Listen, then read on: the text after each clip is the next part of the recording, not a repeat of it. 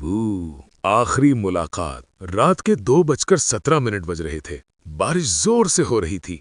बिजली चमकती और फिर अंधेरा। शहर के पुराने हिस्से में एक 2 मंजिला पुराना घर था, जहां सिर्फ एक लड़की रहती थी, हानिया। हानिया की माँ को गुजरे हुए 1 साल हो चुका था, मगर हानिया के लिए वक्त रुक गया था। उस रात अचानक बिजली चली गई।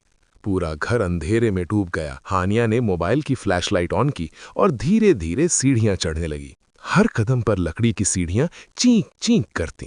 जब वो अपने कमरे के पास पहुंची, उसे महसूस हुआ कि कोई उसके पीछे सांस ले रहा है, गर्म सांस। उसने हिम्मत करके पीछे देखा।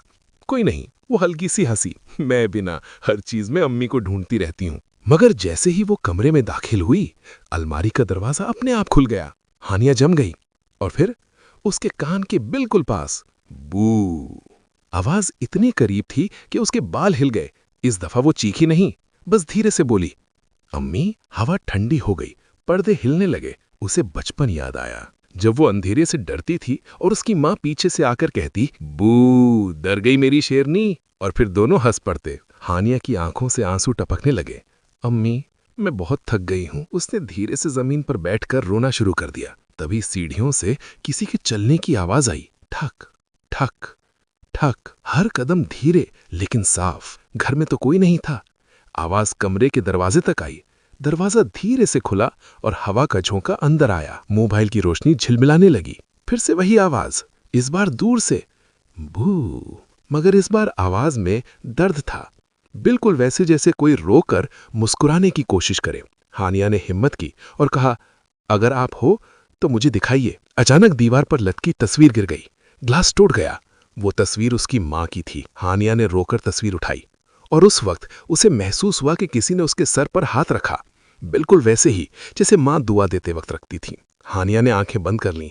उसे अपनी माँ की आवाज सुनाई दी, बेटा, मैं यहीं हूं, मगर तुम्हें जीना होगा। उसने सर हिलाया। मैं अकेले कैसे जीऊं? हल्का सा हंसने की आवाज आई। तुम कब अकेली थी? अचानक कमरे की सारी चीजें ठीक हो गई। अलमारी बंद, पर्दे रुक गए, हवा थम गई, मोबाइल की रोशनी सीधी हो गई, जैसे कुछ हुआ ही ना हो। मगर हानिया के दिल में सुकून था। उसने धीरे से कहा, अम्मी, एक बार फिर बोलो। कुछ पल खामोशी रही और फिर बिल्कुल धीमी सी आवाज, बू।